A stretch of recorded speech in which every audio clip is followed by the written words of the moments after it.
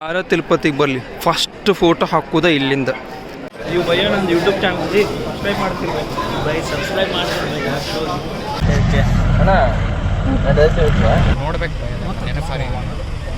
ಹೇ ಮಲ್ಲು. ಈಗ ನಾವು ಅಲಿಪಿರಿಗೆ ಹೋಗಿ ಅಲ್ಲಿಂದ ಏನಂತ ಪಾದಯಾತ್ರೆ ಮಾಡ್ಕೊಂತ ಮ್ಯಾಗ ಹೋಗ್ತೀವಿ.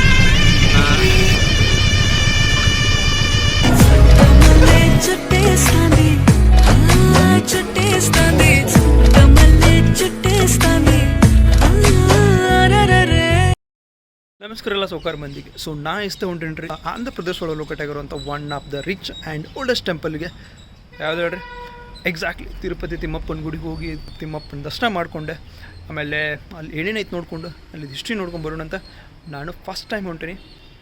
ಆದರೆ ನನ್ನ ಜೊತೆ ಬರ ಅಂತೂರೆಲ್ಲ ಮಿನಿಮಮ್ 3-4 ಸಲ ಹೋಗ್ಯಾರ. ಅಲ್ಲಿ ಹೋಗಿ ಹಿಸ್ಟ್ರಿ ನೋಡ್ಕೊಂಡು ಬರೋಣ ಅಂತ ಬರ್ರಿ. ಇಷ್ಟೇ ಸ್ಪೆಷಲ್ ಏನಂದ್ರೆ ತಡಾ ನಂತರ ಸೋನಿದು ಒಂದು ಕ್ಯಾಮ್ರಾ ಐತಿ. ನಾ ಈ ಕ್ಯಾಮ್ರಾ ಒಳಗೆ ವಿಡಿಯೋ ಮಾಡ್ತೀನಿ, ಹೆಂಗೆ ಬರುತ್ತೆ ನೋಡೋಣಂತ. Shri Siddharoodha railway station Hubli. Tata bye bye. Time ಆಗೈತಿ 19:33. ನಾವು ನಮ್ಮ ಹುಡುಗರು ಹೊಂಟೇವಿ ತಿರುಪತಿಗೆ. ಬೆಳಿಗ್ಗೆ ಆಫೀಸ್ನಾಗ 7-8 ಗಂಟೆ ಅಂದ್ರೆ ಬಿಡ್ತಾನೆ ರೀ ಇವ. ಇವತ್ತು ಎಷ್ಟೊತ್ತಿಗೆ ಬಂದ ಟ್ರೈನ್ ಇನ್ನು 10 ನಿಮಿಷ ಐತಿ, ಅವಾಗ ಬಂದ ನೀವು ಯಾಕೆ ಮಾಡ್ತೀವಿ? ಆಫೀಸ್ನಾಗ ಎಂಜಾಯ್ಮೆಂಟ್ ಇರ್ಬೇಕು ಜೀವನದಾಗ. ಹೇ ಮಲ್ಲು, ಕುಬೇರ ಪೋಸ್ಟ್ ಹಚ್ಚಿದ ಟ್ರೈನ್ ಹತ್ತ ಅಂತ ಮೇ ಬಿ ಕುಬೇರ ಆಗ್ಬೋದು. ನಾ ಇಂಥ ಸ್ಮಾರ್ಟ್ ಹುಡುಗ ಎಲ್ಲಿ ಸಿಗುದಿಲ್ಲ. ಟ್ರೈನ್ ಈಗ ಹುಬ್ಬಳ್ಳಿ ಬಿಟ್ಟೈತೆ. ನಮ್ಮ ಆರ್ಗನೈಸರ್ ಅದಾರ ಇಲ್ಲಿ. ನಾವೀಗ ತಿರುಪತಿಗೆ ಎಷ್ಟೊತ್ತಿಗೆ ಹೋಗ್ತೇವೆ? ಎಷ್ಟೊತ್ತಿಗೆ ಹೋಗ್ತೇವೆ? ಬೆಳಗ್ಗೆ 8 ಗಂಟೆ. ಬೆಳಿಗ್ಗೆ 8 ಗಂಟೆ ಹೋಗ್ತೇವೆ. ನಿನ್ಗೆ ಅನ್ಸುತ್ತೆ ನಾವು 8 ಗಂಟೆ ಹೋಗ್ತೇವೆ ಅಂತೇಳಿ. 8 ಗಂಟೆಗೆ ಹೋಗ್ತೇವೆ ಅನ್ಸುತ್ತೆ ನನಗೆ. ಸೀಟ್ ತಗೊಲಾಗೈತಿ. ಅಲ್ಲಿ ನಮ್ಮ ಹುಡುಗರು ಅಲ್ಲೊಬ್ಬ ಗಂಟೆ ಮುಕ್ಕೊಂಡಾಳ, ಅಂಟಿನಿ ಎಬ್ಸಾಕ್ ಹೋಗ್ಯಾರಿ. Good night, will meet in Tirupati. ಯಾರಿಗೆ ಸಿಗ್ತದೆ? ನಿತ್ಯ ನಡೀತೈತೆ ಏನೆಲ್ಲ ರೀ. ಬೆಳಿಗ್ಗೆ ಆಗೈತಿ 6:30. ನಾವೀಗ ಮೊಮ್ಮಂದೂರು ದಾಟಿ ತಿರುಪತಿ ಕಡೆ ಹೊಂಟೇವಿ. ನಾವು ಎಕ್ಸಾಕ್ಟ್ಲಿ ತಿರುಪತಿಗೆ ಬಂದೇವಿ. ಟೈಮ್ ಆಗೈತಿ 8 ಎಷ್ಟೈತೆ ಟೈಮ್? 8-11. ಈಗ ನಮ್ಮ ಹುಡುಗರು ನಾಷ್ಟ ಮಾಡಕ್ಕೆ ಕರ್ಕೊಂಡ್ರೆ ನಾಷ್ಟ ಇಷ್ಟ ಮಾಡಿ ತಿರುಪತಿ ಹತ್ತಬೇಕು. ಹಿಂಗೆ ಬೆಟ್ಟನ ನೀವು ಭಯ್ಯ ನಂದು ಯೂಟ್ಯೂಬ್ ಚಾನಲ್ ಸಬ್ಸ್ಕ್ರೈಬ್ ಮಾಡ್ತಿರ್ಬೇಕು ಬೈ, ಸಬ್ಸ್ಕ್ರೈಬ್ ಮಾಡ್ತಿರ್ಬೇಕು. Do self promotion. ಭಕ್ತರು ನೋಡ್ರಿ ಇಲ್ಲಿ ಯಾವ ರೇಂಜಿಗೆ ಬಂದಾರ. ಇದು ಬರೀ ಒಂದು ಟ್ರೈನಿಂದ.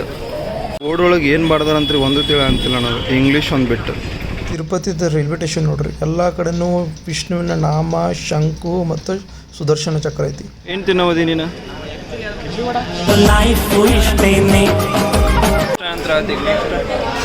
ನೆಕ್ಸ್ಟ್ ಈಗ ಬಸ್ ಸ್ಟ್ಯಾಂಡ್ ಹೋಗಿ ಅಲ್ಲಿಂದ ಅಲಿಪಿರಿ.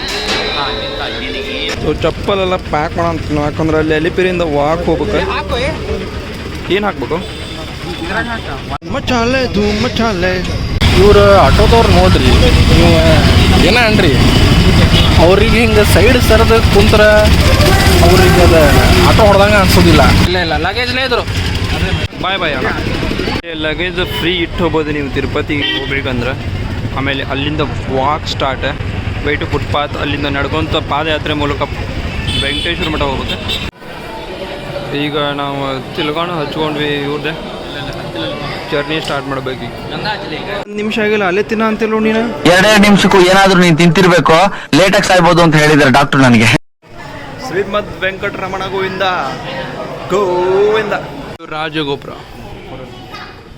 ಇದು ಎಂಟ್ರೆನ್ಸ್. ಇಲ್ಲಿಂದ ಸ್ಟಾರ್ಟ್ ನಮ್ಮ ಪಾದಯಾತ್ರೆ. ನಮ್ಮ ಹುಡುಗರು ಮುಂದೆ ಹೋಗಿ ನಿಂತಾರೆ ಈಗ ಅಲ್ಲೇ ಚಲೋ ಮಾಡೋಕೆ. ಬಟ್ ಇವ್ರು ಈಗ ಹತ್ತ ಅಂತಾರೆ. ಇವ್ರು ಮ್ಯಾಗ ಮುಟ್ಟಿದ ಮೇಲೆ ಹೆಂಗಿರ್ತಾರೆ ಇವ್ರದ್ದು ಇದು ತೋರಿಸ್ತಾನೆ. ಮಸ್ತ್ ಕಾಣ ಅಂತ ಹೇಳೋ. ಮೆಟ್ಟದ ಮೇಲೆ ನಂಬರ್ ಬರ್ಕೊಂತ ನೋಡಿ, 1 2 3 4 5. ಸೊ ಈಗ ನಾವು ಎಷ್ಟು ಮೆಟ್ಟದ ಟೋಟಲ್ ಅಲ್ಲಿ ಮುಟ್ಟಿದ ಮೇಲೆ ತೋರಿಸ್ತೀವಿ ನಿಮ್ಗೆ. ಇಲ್ಲಿಂದ ನಮ್ಮ ಪಾದಯಾತ್ರೆ ಸ್ಟಾರ್ಟ್ ನೋಡಿರಿ. ಸೊ ಇಲ್ಲೇ ಮಂಡಿ ಮೇಲಿಂದ ಹತ್ತಾರಲ್ಲ ಬೆಟ್ಟನ, ಅವ್ರು ಹತ್ತಬೇಕಾದ್ರೆ ಅವ್ರದ್ದು ಮಂಡಿ ನೋವುಬಾರ್ದು ಅಂತೇಳಿ ಈ ಥರ ಬೇಡ್ಕೊಂಡು ಹತ್ತಾರೆ. ನೋಡೋದು ಹತ್ತಿ ಕಚ್ಬೋದು. ಹೌದು. ನಮ್ಗೆ ಫಸ್ಟ್ ಬಂದು ಕುಂತಾನ ಮೂಣಾಕಾರ ನೋಡ್ರಿ ಇಲ್ಲ.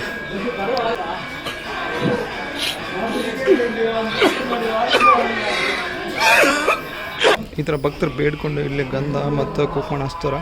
ಇಷ್ಟು ಭಕ್ತರು ಕರ್ಕೊಂಡು ಹಚ್ಕೊಂಡು ಹೋಗ್ತಾರೆ ಮೇಲ್ವರೆಗೂ. ಅಥವಾ ಬಾಯಾರಿಕೆ ಆದ್ರೆ ಇಲ್ಲಿ ಕುಡಿದ ನೀರು ಅದಾವು. ಸೊ ನಮ್ಮ ಮೆಟ್ಲ ಈಗ ಬಂದಿದ್ದು 900ಗೆ. ಇನ್ನು ಎಷ್ಟು ಮೆಟ್ಲದು? 2650 ಮೆಟ್ಲದು. ಹಾಸ್ಪಿಟಲ್, ಆಮೇಲೆ ಉಣ್ಣಾಕ, ಆಮೇಲೆ ವಾಶ್ರೂಮ್, ಕುಡಿ ಡ್ರಿಂಕ್ ಎಲ್ಲ ಐತ್ರಿ ಇಲ್ಲಿ. ನೀವು ಬೆಟ್ಟ ಹತ್ತ ಅಂತೀರಿ ಅಂದ್ರೆ ಫುಲ್ ಫೆಸಿಲಿಟಿನ ಹತ್ತ ಅಂತೀರಿ. ಮತ್ತು ಬಿಸಿಲು ಬೀಳ್ಬೇಡ ಅಂತ ಛತ್ತನೂ ಐತಿ. ಸುತ್ತಾರಿಗೆಲ್ಲ ಹಸಿರು ತುಂಬ್ಕೊಂಡೈತಿ. ಆಲ್ರೆಡಿ ಬೇಸರ ಆಯ್ತು ನೀರು ಕುಡಿಯಾಕೆ ನಿಂತ್ರಿ. ಇವ್ರಿಗೆ ಆಲ್ರೆಡಿ ಬೆಟ್ಟ ಹತ್ತ ಗ್ಲೂಕೋಸ್ ಬೇಕಾಗೈತಿ. ಗ್ಲೂಕೋಸ್ ತೊಗೊಂಡಿವಿ ಈಗ ಎಲ್ಲರೂ. ಟಾಟಾ ಗ್ಲೂಕೋಸ್ ಪ್ಲಸ್ ಸ್ಟ್ರಾಂಗ್ ಆಗಿವೆ. ಯಾರ್ಯಾರು ತಿರುಪತಿ ಮೆಟ್ಲ ಹತ್ತಾರಲ್ಲ ಅವತ್ತು ಹೇಳ್ತಾರೆ ಮಾರಿನಿಂದ ನಾವು ಜಿಮ್ ಹಚ್ಚೋಣ, ಸ್ಟ್ರಾಂಗ್ ಆಗೋಣ, ನಾಳೆಯಿಂದ ವರ್ಕೌಟ್ ಮಾಡೋಕ್ಕೆ ಸ್ಟಾರ್ಟ್ ಮಾಡೋಣ. ಒಂದು ಆಲ್ಮೋಸ್ಟ್ 200 ಮೆಟ್ಲ ಹತ್ತಿದ್ರಂದ್ರೆ ನೀವು ನಿಮ್ಗೊಂದು ಫುಲ್ ಫುಡ್ ಕೋರ್ಟ್ ಸಿಗ್ತೈತಿ. ಇಲ್ಲಿ ಪೂರ್ತಿ ನಿಮ್ಗೆ ಏನು ಬೇಕು ಎಲ್ಲ ಸಿಗ್ತದೆ ತಿನ್ನಾಕ. ಪೂರ್ತಿ ಒಂಥರ ಹೆಂಗೆ ಹೇಳ, ನಿಮ್ಗೆ ಸಿಟಿ ಒಳಗೆ ಫುಡ್ ಹೆಂಗೆ ಕೋಟ್ ಹೆಂಗಿರುತ್ತೆ ಸೇಮ್ ಹಂಗೆ ಐತಿ. ಆಲ್ಮೋಸ್ಟ್ ನಾವು 2500 ಮೆಟ್ಲ ಹತ್ತೀವಿ. ಈಗ ಒಪಿನಿಯನ್ ಕೇಳೋಣ ಹೆಂಗಂತ. ಇನ್ನೂ ನಡಿಬೇಕು ಅನ್ಸುತ್ತೆ. ಅವಂಗಂತ ಹಂಗೆ ಹೇಳ ಅಂತಾನ ಜೀವನ ಬೇಸರ ಆಗೈತೆ ಆಲ್ರೆಡಿ. ತಿರುಮಲಕ್ಕೆ ಹೋಗೋದ್ರೊಳಗೆ ಏನೇನು ಸಿಗ್ತವೆ ನಮಗೆ. ಒಂದೊಂದು ಸ್ಟೆಪ್ಪಿಗೆ ಏನೇನು ಬರ್ತವೆ. ಸೊ 250 ಸ್ಟೆಪ್ಪಿಗೆ ಏನೈತಿ, 2083 ಸ್ಟೆಪ್ಪಿಗೆ ಏನೈತಿ. ಸೊ ಎಲ್ಲ ದೇವರು ಇರುವಂಥ ಒಂದು ಮ್ಯಾಪ್ನ ಮಾಡಿರಲಿ. ನೋಡೋಕೆ ಮಾತ್ರ ಮಸ್ತ್ ಐತಿ. ನೋಡ್ರಿ ಲಾರ್ಡ್ ಹಣಪ್ಪ ಒಂದು ದೊಡ್ಡ ಮೂರ್ತಿ ಐತಿ ಇಲ್ಲಿ. ಎಲ್ಲ 2850 ಮೆಟ್ಲ ಹೊಡೆದ್ವಿ ನಾವು. ಏನು ಅನ್ಸ ನಿಮಗೆ? ದೇವ್ರ ಸಮೀಪಿಲ್ಲ ನಾವು. ಎಲ್ಲ 2800 ಹೆಜ್ಜೆ ನಡೆದಾದ್ಮೇಲೆ ನೆಕ್ಸ್ಟ್ ಏನಂದ್ರೆ ನಾವು ವಾಕ್ ಮಾಡ್ಕೊಂಡು ಹೋಗ್ತೀವಿ. ಇಲ್ಲಿಂದ 4 ಕಿಲೋಮೀಟ್ರ್ ಇತ್ತು ತಿರುಮಲ. ಸೊ ಮತ್ತು ಈ ಕಡೆ ಮಾತ್ರ ವ್ಯೂ ನೋಡ್ಕೊಂಡು ಅಂದ್ರೆ ಮಸ್ತ್ ಬೆಂಕಿ ಇದ್ರಿ ವ್ಯೂ ಮಾತ್ರ. ಡ್ರೈ ಐತಿ ಕೆಳಗಡೆ. ಬೆಟ್ಟ ಕೊರೆದು ಬೆಟ್ಟದ ನಡುವಿಂದ ನೀರು ಬರ ಅಂತಿದ್ದದು ಕೆಳಗೆ. ನಮ್ಮ ಪಾದಯಾತ್ರೆ ಮುಗಿಯೋಕೆ ಬಂತ. ಸೊ ಇಲ್ಲಿಂದ ನಮ್ಮ ಸ್ಟೆಪ್ ಲಾಸ್ಟ್ ಸ್ಟೆಪ್ ಇವ ಬೇಡ್ಕೊಂಡು ಇಲ್ಲಿಂದ 21 ಮೆಟ್ಲ, 5 ಮೆಟ್ಲ, 51 ಮೆಟ್ಲ ಅಂತೇಳಿ ಬೇಡ್ಕೊಂಡು ಇಲ್ಲಿಂದ ಮೆಟ್ಲ ಹತ್ತಕ್ಕೆ ಸ್ಟಾರ್ಟ್ ಮಾಡ್ತಾರೆ. 1000 ಮುಗಿತೀಗ. ಇನ್ನು 550 ಮುಟ್ಟಿದ್ರೆ ಸುವಿಧ ನಿವಾಸಕ್ಕೆ ಹೋಗ್ತೇವೆ ನಾವು ಮೇಲೆ. ಇನ್ನೊಂದು ಏನಪ್ಪ ಅಂದ್ರೆ ನೀವು ಅಲಿಪಿರಿಯಿಂದ ಮೆಟ್ಲ ಹತ್ತ ಅಂತಾರೆ ಅಂದ್ರೆ ನಿಮ್ಗೆ ಬೇರೆ ಬೇರೆ ಥರದ ವನ್ಯ ಪ್ರಾಣಿಗಳು ಸಿಗ್ತವೆ. ಮತ್ತು ನಿಮ್ಗೆ ಇಲ್ಲೇ ಕೆತ್ತನೆಯಲ್ಲಿ ಬಿಡಿಸಿರುವಂಥ ಶ್ರೀರಾಮ, ಬಲರಾಮ ಮತ್ತು ಶ್ರೀಕೃಷ್ಣನ ಮೂರ್ತಿಗಳು ಸಿಗ್ತವೆ. ತಿರುಪತಿ ತಿಮ್ಮಪ್ಪನ ಹಿಸ್ಟ್ರಿ ಹೇಳೋದಾದ್ರೆ ಏನಂದ್ರೆ, ಒಂದು ದಿನ ಭೂಲೋಕದೊಳಗೆ ಋಷಿಮುನಿಗಳ ಯಾಗ ಮಾಡ್ತಿರ್ತಾರೆ. ಅದನ್ನು ನಾರದ ಮುನಿ ದೇವಲೋಕದಿಂದ ನೋಡಿ ಭೂಲೋಕಕ್ಕೆ ಬಂದ, ನೀವು ಯಾಗ ಮಾಡ್ತಿರಲ್ಲ, ಈ ಯಾಗದ ಫಲಾನ ಯಾರಿಗೆ ಅರ್ಪಿಸ್ತೀರಾ ಅಂತ ಕೇಳ್ತಾರೆ. ಋಷಿಮುನಿಗಳು ಒಬ್ಬೊಬ್ಬರು ಒಂದೊಂದು ದೇವ್ರ ಹೆಸರು ಹೇಳ್ತಾರೆ. ಅದೆಲ್ಲ ಒಬ್ಬರು ಹೇಳಿದ್ದು ಒಬ್ಬರಿಗೆ ಸೇರೋದಿಲ್ಲ. ಸೊ ಅದಕ್ಕಂತೇಳಿ ಅವ್ರು ನಾರದ ಮುನಿನ ಕೇಳ್ತಾರ ಯಾರಿಗೆ ಅರ್ಪಿಸೋಣ ಅಂತೇಳಿ. ನಾರದ ಮುನಿಯರು ಹೇಳ್ತಾರ, ನೀವು ಯಾಗ ಮಾಡ್ತಿದ್ರೆ ಆಗಲೇ ಹೋಗಿ ಈ ಯಾಗಕ್ಕೆ ಯಾರು ಸಮರ್ಥರೋ ಅವ್ರನ್ನ ಹೋಗಿ ಪರೀಕ್ಷೆ ಮಾಡ್ರಿ ಅಂತ ಹೇಳ್ತಾರೆ. ಅವಾಗ ಈ ಸಪ್ತ ಋಷಿಗಳಲ್ಲಿ ಒಬ್ಬರಾದ ಭೃಹು ಋಷಿನ ಸೆಲೆಕ್ಟ್ ಮಾಡಿ ಅವರೇ ದೇವಲೋಕಕ್ಕೆ ಹೋಗಿ ತ್ರಿಮೂರ್ತಿಗಳನ್ನ ಪರೀಕ್ಷೆ ಮಾಡಕ್ಕೆ ನಿಂದಿರ್ತಾರ.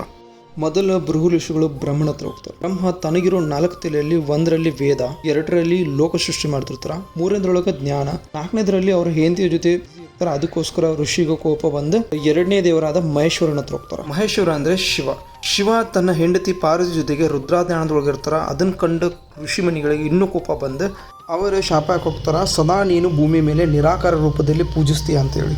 ಈಗ ಬೃಹು ಋಷಿಗಳು ವಿಷ್ಣುವಿನ ಕಡೆ ಹೋಗ್ತಾರ. ಶ್ರೀ ವಿಷ್ಣು ಲಕ್ಷ್ಮೀ ದೇವಿ ಮಡಿನಲ್ಲಿ ಮಲಗಿರ್ತಾರ. ಮಲಗಿದ್ದ ಕಾಲುಗಳು ಬೃಹು ಋಷಿ ಕಡೆ ಇರ್ತಾವ. ಸೊ ಅದಕ್ಕೆ ಸಿಟ್ಟು ಬಂದ ಋಷಿಮುನಿಗಳು ಸೀದಾ ಹೋಗಿ ವಿಷ್ಣುವಿನ ಎದೆಗೆ ಒದಿತಾರ.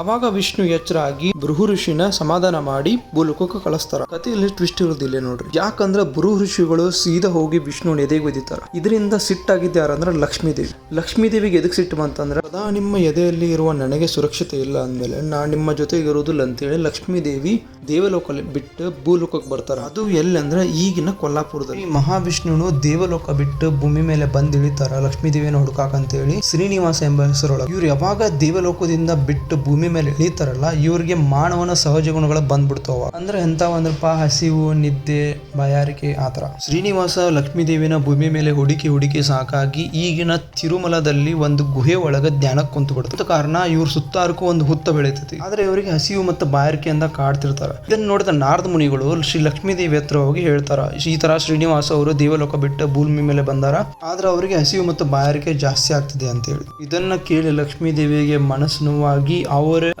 ತ್ರಿಮೂರ್ತಿಗಳಲ್ಲಿ ಇನ್ನುಳಿದ ಇಬ್ಬರನ್ನ ಕರೀತಾರ, ಬ್ರಹ್ಮ ಮತ್ತು ಮಹೇಶ್ವರನ್ನ. ಅವಾಗ ಅವಾಗ ಬ್ರಹ್ಮ ಮತ್ತು ಮಹೇಶ್ವರ ಪ್ರತ್ಯಕ್ಷ ಆದ್ಮೇಲೆ ಆ ಲಕ್ಷ್ಮೀ ದೇವರು ಕೇಳ್ತಾರ ಬ್ರಹ್ಮಗೆ ನನಗೊಂದು ಸ್ವಲ್ಪ ಸಹಾಯ ಮಾಡಿ ಅಂತೇಳಿ. ಅವಾಗ ಬ್ರಹ್ಮ ಮತ್ತು ಮಹೇಶ್ವರ ಏನಾಗ್ತಾರ ಅಂದ್ರೆ ಒಂದು ಆಕಳು ಮತ್ತು ಕರು ಆಗಿ ನಮ್ಮಿಬ್ಬರನ್ನು ಚೋಳರ ಮನೆತನದಲ್ಲಿ ಸೇರಿಸು ಅಂತೇಳಿ ಕೇಳ್ಕೊಂತಾರ ಲಕ್ಷ್ಮೀದೇವಿ. ಅವಾಗ ಲಕ್ಷ್ಮೀದೇವಿ ಮಾರುವೇಷ ಹಾಕೊಂಡು ಹೋಗಿ ಆಗಿನ ಚೋಳರ ರಾಜರ ಹತ್ರ ಈ ಹಸು ಮತ್ತು ಆಕಳನ್ನ ಬಿಟ್ಟು ಹೋಗ್ತಾರ. ರಾಜರು ಈ ಹಸುಗಳನ್ನ ಆಗಿಂದ ರಾಜಮನೆತನಗಳ ಆಕಳುಗಳನ್ನ ನೋಡುತ್ತಿದ್ದ ಗೋಪಾಲ ಕೊಡ್ತಾರ.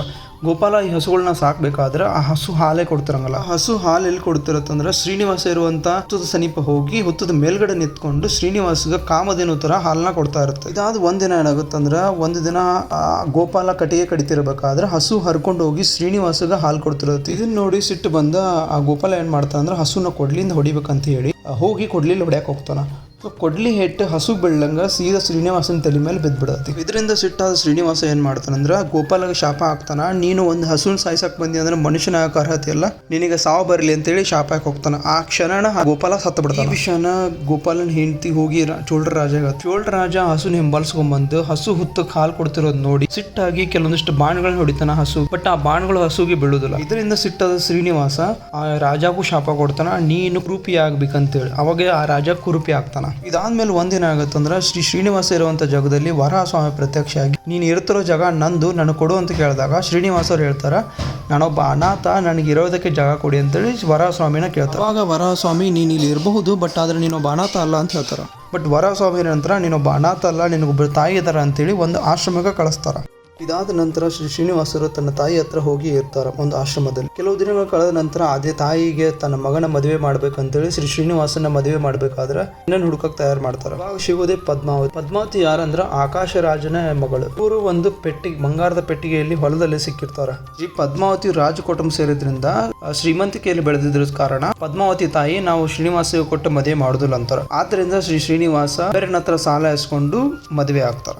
ನಾವೇನು ಈ ಹುಂಡಿಗೆ ದುಡ್ಡು ಹಾಕ್ತೇವಲ್ಲ ಅದು ಕುಬೇರನ ಸಾಲನ ಶ್ರೀನಿವಾಸರು ತೀರಿಸ್ತಿರೋದು. ಈ ಕಥೆನ ತುಂಬ ಶಾರ್ಟ್ ಆಗಿ ಹೇಳೇನಿ. ನಿಮ್ಗೇನ್ರಿ ಈ ಕತೆ ಬಗ್ಗೆ ಭಾಳ ತಿಳ್ಕೊಬೇಕು ಅನ್ಸಿದ್ರೆ ಡಾಕ್ಟರ್ ರಾಜ್ಕುಮಾರ್ ಅವ್ರದ್ದು ಶ್ರೀನಿವಾಸ ಕಲ್ಯಾಣ ಪಿಕ್ಚರ್ ಐತಿ, ನೋಡ್ರಿ. ಸೊ ತಿರುಪತಿಗೆ ಯಾರ ಬರಲಿ ಫಸ್ಟ್ ವಿಡಿಯೋ ಅಥವಾ ಫೋಟೋ ಸ್ಟಾರ್ಟ್ ಆಗೋದ ಈ ಗುಡಿಯಿಂದ.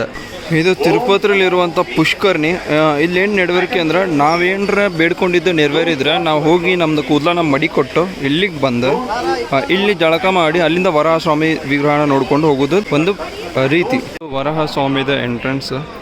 ಸೊ ಇಲ್ಲೇನು ನೆರವೇರ್ತಾರಂದ್ರೆ ಯಾರ್ಯಾರು ಪುಷ್ಕರ್ಣಿ ಒಳಗೆ ಜಳಕ ಮಾಡಿ ಬರ್ತಾರಲ್ಲ ಫಸ್ಟ್ ವರಾಹಸ್ವಾಮಿದ ದರ್ಶನ ತೊಗೊಂಡು ಅಲ್ಲಿಂದ ಶ್ರೀನಿವಾಸನ ದರ್ಶನಕ್ಕೆ ಹೋಗ್ತಾರೆ, ಶ್ರೀ ವೆಂಕಟೇಶ್ವರ ದರ್ಶನಕ್ಕೆ.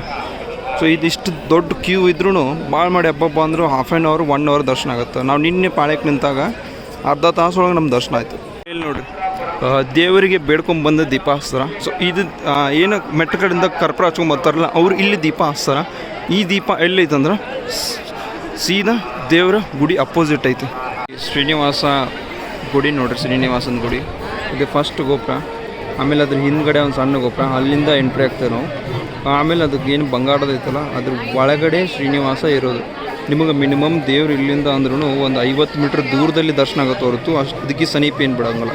ನೀವು ಅಷ್ಟು ಸಮೀಪ ಹೋಗ್ಬೇಕಂದ್ರೆ ವೈಕುಂಠ ಏಕಾದಶಿ ದಿನ ಬರಬೇಕು, ಸಪ್ರೇಟ್ ಬಾಕ್ಲು ಐತದಕ್ಕಂತೇಳಿ ಅವಲ್ಲಿಂದ ಬಿಡ್ತಾರೆ, ಅವಾಗ ನೀವು ಸಮೀಪ ಹೋಗ್ತೀರಿ ದೇವರಿಗೆ. ನಾನು ಒಂದು ಬೇಡಿಕೆ ಬೇಡ್ಕೊಂಡಿದ್ದ ಶ್ರೀನಿವಾಸಗ ಅದು ನೆರವೇರುತ್ತೆ.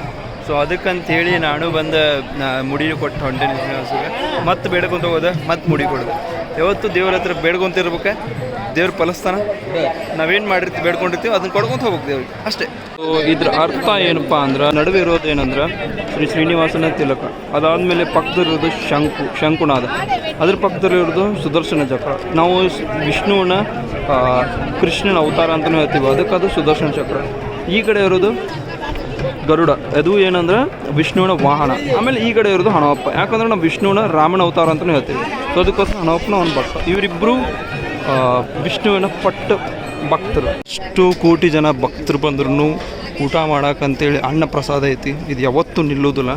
ದಿನಕ್ಕೆ ಮಿನಿಮಮ್ ಏನಿಲ್ಲ ಅಂದರೂ 80 ಇಲ್ಲ 90 ಸಾವಿರ ಮಂದಿ ಭಕ್ತರು ಬರ್ತಾರೆ. ಒಬ್ಬರಿಗೂ ಊಟ ಕಮ್ಮಿ ಆಗೋದಿಲ್ಲ ಇಲ್ಲಿ. ಮಂದಿ ನೋಡಿಲ್ಲಣ್ಣ, ಸಣ್ಣ ಹುಡುಗರನ್ನ ದೇವ್ರ ಗುಡಿ ಕರ್ಕೊಂಬರ್ತಾರೆ. ಯಾಕೆ ಹೇಳ್ಬಾಯ್? ಯಾಕಂದ್ರೆ ಅವ್ರಿಗೆ ಗೊತ್ತಿರಂಗಿಲ್ಲ ಏನಂತೇಳಿ, ಮಕ್ಕಳ ದೇವ್ರು ಅಂತ ಏನು ಹೇಳಿದೀವಿ ಬಾಯ್. ಗುಡಿ ಒಳಗೆ ಪ್ರಸಾದ ಹಂಚೋದು ನೋಡ್ರಿ, ನಮ್ಮ ಹುಡುಗರು ಅಲ್ಲೇ ಚಲೋ ಮಾಡ್ಯಾರ ತಿನ್ನಾಕ. ಸೊ ನಮ್ದು ಈಗ ತಿರುಮಲದೊಳಗಿರೋ ವೆಂಕಟೇಶ್ವರನ ದರ್ಶನ ಮುಗೀತೆ. ನಾವು ಇಲ್ಲಿಂದ ಈಗ ತಿರುಪತಿಗೆ ಹೊಂಟೇವಿ. ಇರುವಂಥ ಎಲ್ಲ ಬೀದಿ ದೀಪದ ಮೇಲೂ ನೋಡ್ರಿ ವೆಂಕಟೇಶ್ವರನ ತಿಲಕ ಐತಿ ಮತ್ತು ವೆಂಕಟೇಶ್ವರನ ವಾಹನ ಗರುಡ ಐತಿ. ಟೈಮ್ 12:17 ಆಗೈತಿ. ನಾವು ಈಗ ತಿರುಪತಿಗೆ ಬಂದು ಇಳಿದ್ವಿ. ನಾವು ತಿರುಮಲದಿಂದ ತಿರುಪತಿಗೆ ಬರೋಕೆ ಜಿ ಪಿಗೆ ಎಷ್ಟು ಕೊಟ್ಟಿವಿ ಅಂದ್ರೆ 120 ರೂಪಾಯಿ ಪರ್ ಹೆಡ್. ಎಲ್ಲಿ ಹೊಂಟೇವು ನಾವೀಗ? ಎಲ್ಲಿ ಹೊಂಟೇವು?